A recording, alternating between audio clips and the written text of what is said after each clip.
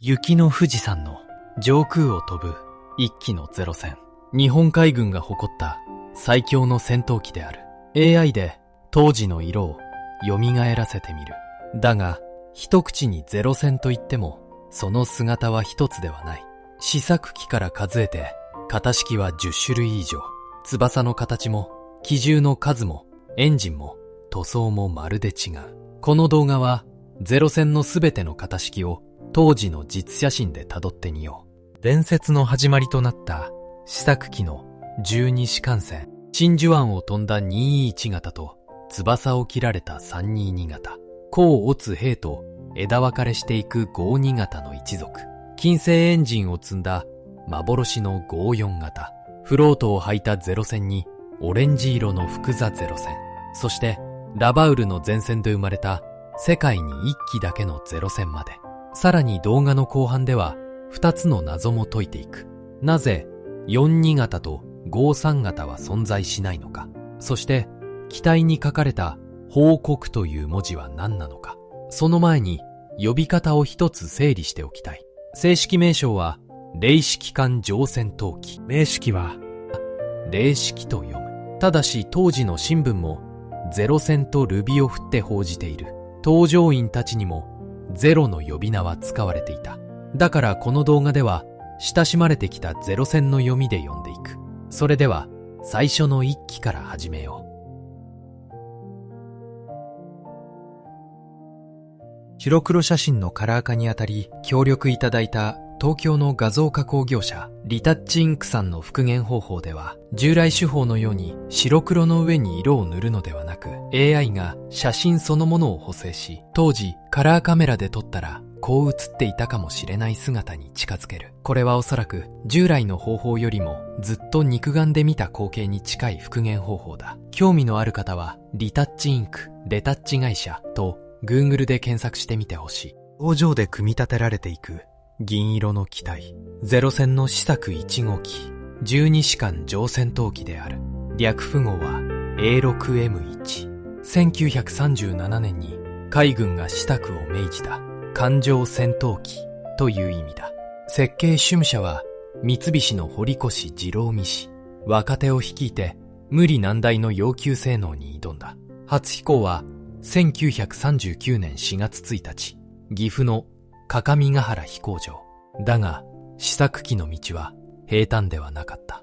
エンジンは三菱の随星13型780馬力。飛行試験では振動問題に悩まされ、2枚だったプロペラを3枚に変えてようやく解決した。尾翼の下には切りもみ対策のヒレがつき、尾翼の配置も後の量産型とは異なっている。そして1940年3月、悲劇が起きる。試作2号機が急降下試験中に空中分解し、テストパイロットの奥山真澄が殉職した。伝説の名機は犠牲の上に磨かれていったのである。この写真の配置にはその2号機がぼんやりと写っている。随星エンジンの試作機は世界にこの2機しか存在しなかった。出力不足の随星に見切りをつけた海軍は3号機で決断する。エンジンを中島飛行機の栄12型に換装せよ。この栄を積んだ機体こそ量産型ゼロ戦 A6M2 の原点である。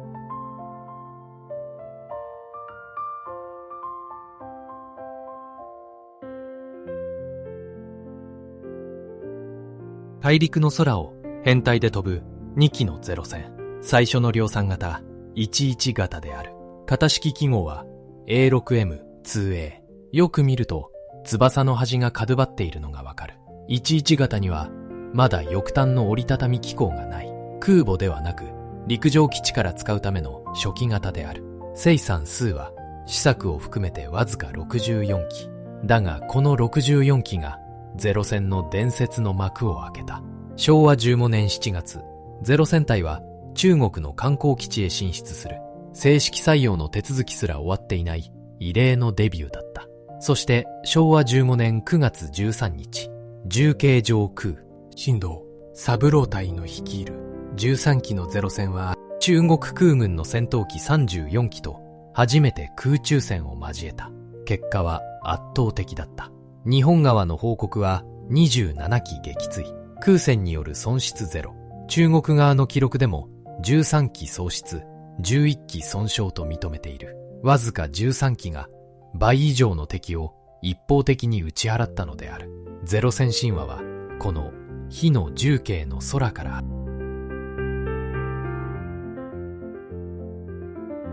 地上に駐機する一機のゼロ戦。最も有名な型式211型である。型式記号は A6M2B。11型との違いは翼の先端にある。左右の翼端を50センチずつ上に折りたためるのだ。空母のエレベーターに収めるための艦上機の工夫である。着艦フックも備え、ゼロ戦はここで真の艦上戦闘機になった。武装は翼に20ミリ機銃が2手、機首に 7.7 ミリ機銃が2手、そして最大の武器はその足の長さだった。増装と呼ばれる落下式の燃料タンクを下げれば、航続距離はおよそ3300キロ。当時の戦闘機の常識をはるかに超える数字である。昭和16年12月8日、真珠湾。空母6隻から飛び立ったゼロ戦隊は、すべてこの211型だった。フィリピンでもインド洋でも連合軍戦闘機を圧倒し、ゼロ戦の名を世界に知らしめた。なお、開戦時のゼロ戦の色は濃い緑ではない。明灰白色と呼ばれる淡い灰色である。緑色になるのは昭和18年頃からの話だ。211型の生産数は三菱で740機、そして設計元ではない中島飛行機が2821機、本家の4倍近くをライセンス生産の中島が作っている。この事実は後で大きな意味を持ってくる。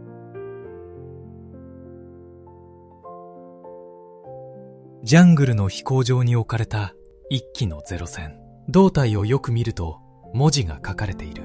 報告870光源号。この文字の意味をここで解説しておきたい。報告号とは国民や企業の献金で購入された献納機である。満州事変の頃から飛行機を国に送る運動が全国に広がった。一日一銭を積み立てた庶民もいれば、財産を投じた実業家もいる。献金で買われた海軍機は報国号、陸軍機は愛国号と呼ばれ、機体には番号と送り主の名前が記された。この機体の光源号も献納者の名前である。日の丸の下にそれを送った人の名が飛んでいた。ゼロ戦は兵器であると同時に15の人々の思いを乗せた機体でもあったのである。この報告の番号870という数字を覚えておいてほしい。すぐ後にその続き番号の機体が登場する。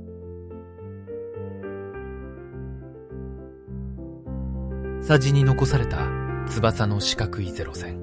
32型、型式記号 A6M3 である。胴体には報告872砲義釈号の文字。先ほどの870号機とわずか2番違いの献納機である。砲義釈は朝鮮出身の実業家の名だ。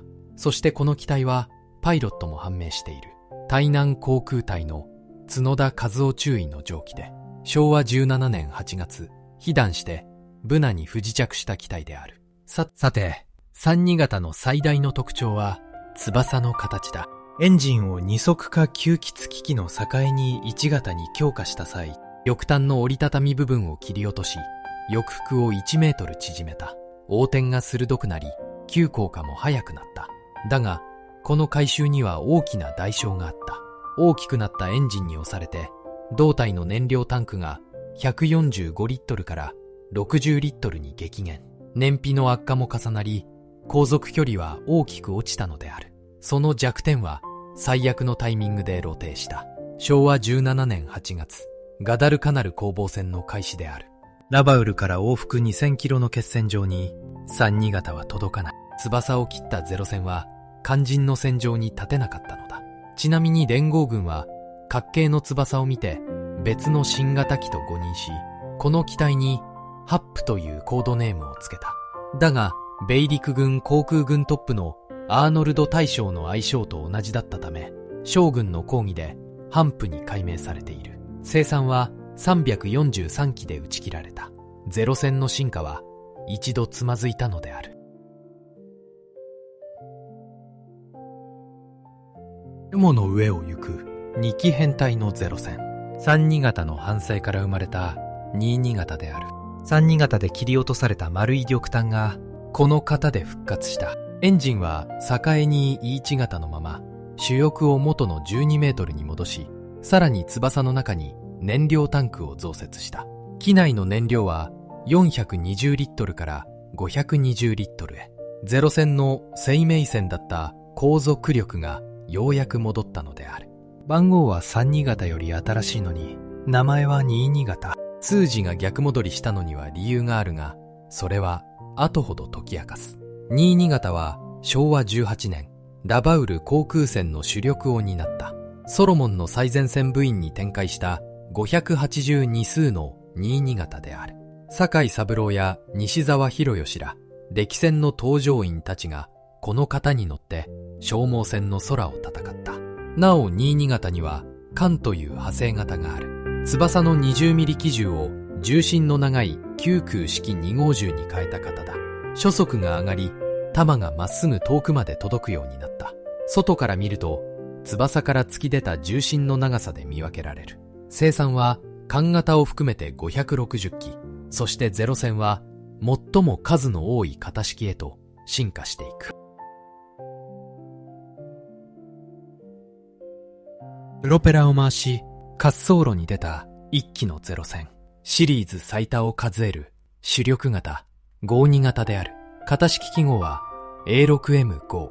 登場は昭和18年の秋。翼は11メートルのまま切りっぱなしではなく丸く成形された。そして最大の改良点はエンジンの排気管にある。それまで一箇所にまとめていた排気をシリンダーごとに分けて後ろへ吹き出す水力式単排気管とした。排気の勢いそのものを推進力に変える仕組みである。エンジンは栄に E1 型のままで、最高速度は時速 564.9 キロに向上。ゼロ戦としては最速クラスの数字である。サイパンの飛行場に置かれた52型61-131号機。機首のすぐ後ろから単排気管が突き出している。だが52型が向き合った空は21型の栄光の空ではなかった。相手は新鋭の F6F ヘルキャット2000馬力の巨人である。ゼロ戦は改良を重ねながら苦しい戦いに入っていく。ここからゼロ戦は甲、乙、兵と装備を強化する枝分かれの時代に入る。一つずつ順番に見ていこう。飛行中を捉えた52型の系譜の一機。最初の枝分かれ52項型である。型式記号は A6M5A。外見は52型とほぼ同じだが中身が違う。まず主翼の外尾が厚くなった。これで急降下制限速度が時速666キロまで上がり、急降下で逃げる敵を追える機体になった。そして20ミリ機銃がクク式2号4型に進化した。それまでのドラム式弾装に代わるベルト球弾である。携行弾数は一艇125発となり、継戦能力が大きく伸びた。内地の筑波航空隊に並んだ52項である。昭和19年、搭乗員の連成も追い込みの時代に入っていた。弾は増えた。次に求められたのはより大きな弾だった。続いては52オツ型。型式記号 A6M5B。 写真がほとんど残っていない型式である。外見は52型系とほぼ同じため、写真からの同定が難しく、確実な一枚が現存しにくいのだ。だがこの型はゼロ戦の武装士の転換点だった。機種の 7.7 ミリ機銃のうち右側の一艇を3式13ミリ機銃に換装したのである。 7.7 ミリの豆鉄砲では頑丈な米軍機に通じない。その戦訓への直接の答えだった。さらに操縦席の正面には厚さ45ミリの防弾ガラス、翼内タンクには自動消火装置。撃たれ弱いと言われ続けたゼロ戦がようやくパイロットを守る方向へ舵を切った型でもある。登場は昭和19年。だが戦局はさらなる重武装を求めていた。宇宙の基地に待機する0戦後2兵。型式記号 A6N5C ゼロ戦武装強化の到達点である。その武装は歴代最強だった。機種に13ミリ機銃が1挺、両翼に13ミリ機銃が2挺と20ミリ機銃が2挺、合計5挺で開戦時の 7.7 ミリ機銃はついに全廃された。操縦席の後ろには厚さ8ミリの防弾鋼板、翼の外板はさらに厚くなり、防御も歴代最強である。だが代償もまた大きかった。エンジンは新型の栄321型が間に合わず、栄21型のまま重くなった機体を同じ心臓で引っ張るのだから、身軽さというゼロ戦最大の持ち味は失われていった。コクピットに座る若い搭乗員。昭和19年秋以降、5二兵型が飛んだのは本土防空の空である。重い5挺の機銃は B29 と戦うための装備でもあった。そして機体の進化は悲しい方向へ向かい始める。機銃掃射されたのか、割れたガラスの格納庫の前に立つ一機のゼロ戦。最後の量産型、62型である。型式記号は A6M セナ。資料によっては63型とも呼ばれる。胴体の下に注目してほしい。250キロ爆弾を吊るす爆弾架が備わっている。ここで正確に述べておかなければならないことがある。62型は特攻機として開発された機体ではない。爆弾を抱いて敵艦を急降下爆撃し、投弾後は戦闘機として戦う爆撃戦闘機、いわゆる爆戦として開発された型である。急降下に耐えるようビブを強化し、エンジンも水メタノール噴射対応の栄321型系に改めた。艦爆水星などの補充が追いつかない中で、ゼロ戦に爆撃機の仕事まで背負わせた機体なのだ。だが、昭和20年という時代が、この機体の運命を決めた。生産が始まったのは、昭和20年5月、沖縄戦の真っ只中である。爆弾架に乗せられたのは、通常爆弾だけではなく、多くの62型が特攻機として若者と共に飛び立った。特攻のために生まれたのではない。だが特攻に使われることから逃れられなかった。それが62型という機体の正確な姿である。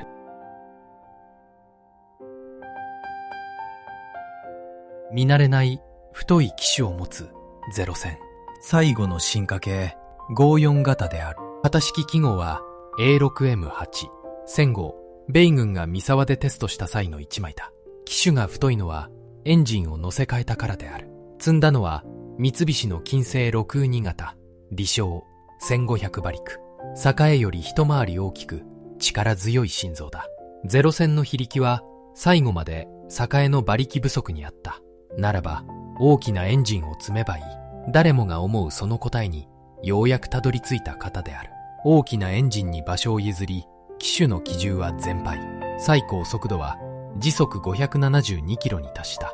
海軍は色めき立ち、一気に6300機の量産を発注する。量産型には64型の名も用意された。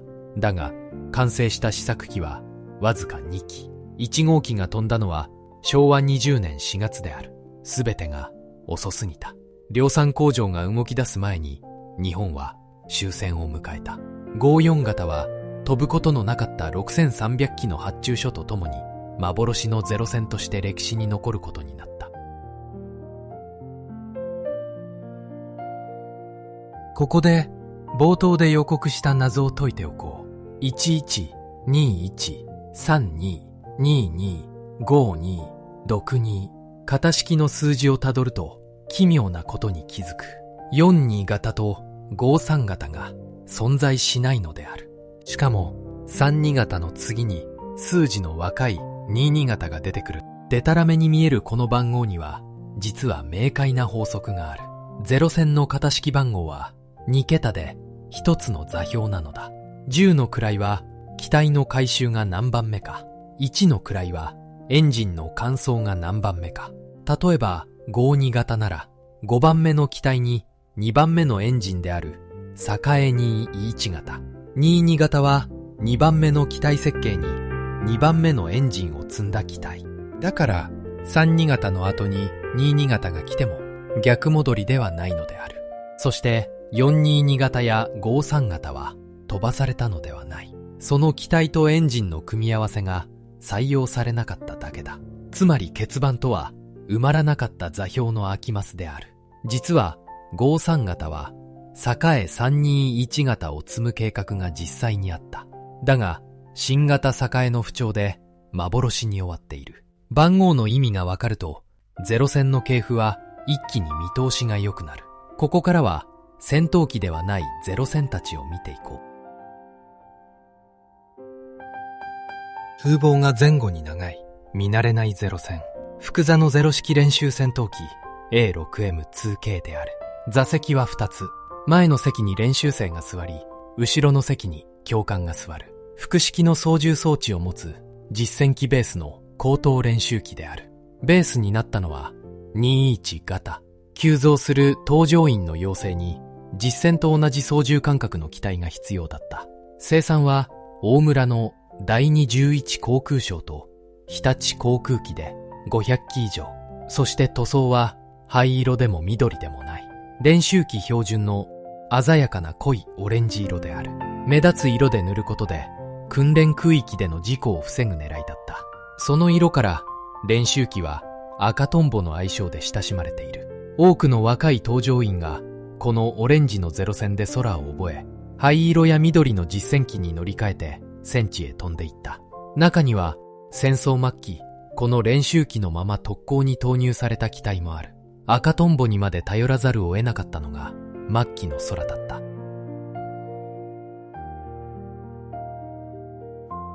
大きなフロートを履いた水上のゼロ戦、二式水上戦闘機 A6M2N である。開発したのは三菱ではなく中島飛行機。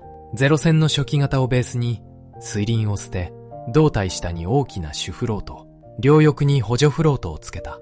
狙いは飛行場のない最前線である。滑走路を作れない環礁や島でも海さえあれば戦闘機を置ける。島伝いに戦う太平洋ならではの発想だった。もっとも巨大なフロートの空気抵抗は重い足かせで、最高速度は時速437キロまで低下した。それでも水上機としては破格の戦闘力で、アリューシャンやソロモンの海で防空と哨戒に奮戦している。生産数は327機。これは対戦中の水上戦闘機として世界最多の数字である。戦闘機をそのまま水上機にするという発想自体がゼロ戦の素性の良さの証明でもあった。連合軍がつけたコードネームはルーフェである。風貌の下に座席が2つ並んだゼロ戦。だがこれは先ほどの練習戦闘機ではない。ラバウルの前線で生まれた世界に1機だけのゼロ戦である。昭和19年、孤立したラバウルの第253航空隊は補給の絶えた前線で損傷機の部品を寄せ集め、21型を2人乗りの偵察機に改造した。工場ではなく前線の整備員たちが生んだ機体である。2個1どころか何機分もの部品が組み合わされていた。この機体は吉沢則重上飛層の上機となり、昭和20年1月9日、ラバウル近海で撃墜され海に沈んだ。物語には続きがある。1972年、この機体は海底から引き上げられた。復元された機体は長く上野の国立科学博物館に展示され、多くの人が見上げたあのゼロ戦である。現在は茨城県筑西市の広沢航空博物館に移され、今も2つ並んだ座席を見ることができる。前線の知恵と執念が生んだ型式表に乗らないゼロ戦である。星のマークをつけて飛ぶゼロ戦。米軍に鹵獲されアメリカに渡った機体である。ゼロ戦の弱点を丸裸にしたのもこうした鹵獲機だった。始まりは昭和17年6月、アリューシャン。不時着した21型を米軍がほぼ無傷で回収した。世に言うアクタンゼロである。徹底したテスト飛行で米軍はゼロ戦の急所を突き止めた。高速では補助翼が重くなって横転が鈍ること。急行可勝部なら振り切れること。この分析から生まれた戦法がゼロ戦を苦しめていく。写真の機体はサイパンで鹵獲された261空の52型。同点の能力と灰色の塗り分けの形には三菱製と中島製で違いがあることが知られている。サイパンの鹵獲機はその特徴から中島製と見られる機体だった。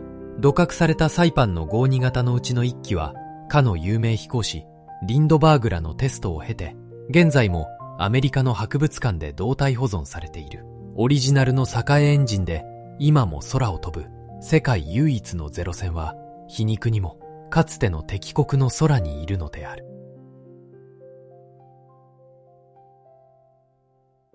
10西艦船から幻の54型までゼロ戦の全型式をたどってきた。総生産数はおよそ1430機。言うまでもなく日本の戦闘機として史上最多である。そのうちおよそ3分の2は設計元の三菱ではなくライセンス生産の中島飛行機が作った一つの設計を日本の航空産業が総がかりで作り続けた機体、それがゼロ戦だった。振り返ればその型式の変遷は戦争の歩みそのものである。重慶の空で無敵を誇った11型と21型、航続力と引き換えに速さを求めてつまずいた32型、翼を取り戻した22型と防御に目覚めた52の一族、爆弾を抱いた62型と間に合わなかった54型、軽さと引き換えに守りを捨てた設計は汚染の栄光と後半の苦闘のどちらの理由でもあった。ゼロ戦の物語は機体の性能表だけでは終わらない。この翼に乗って戦った搭乗員たちの物語は酒井三郎や岩本哲三、西澤弘義たちの動画で描いている設計者堀越二郎の生涯やゼロ戦の名場面を写真で読み解く動画も当チャンネルにある。合わせてみればゼロ戦がもっと立体的に見えてくるはずだ。あなたが一番好きなゼロ戦は何型だろうか。流麗な21型か、精悍な52型か、それとも幻の54型か。推しの型式とその理由をぜひコメントで聞かせてほしい。いいねが多かったら次は陸軍のはやぶさの全型式も動画にしようと思います。この動画が良かったら高評価とチャンネル登録で応援よろしくお願いします。それではまた次の動画でお会いしましょう。今日も最後までご視聴ありがとうございました。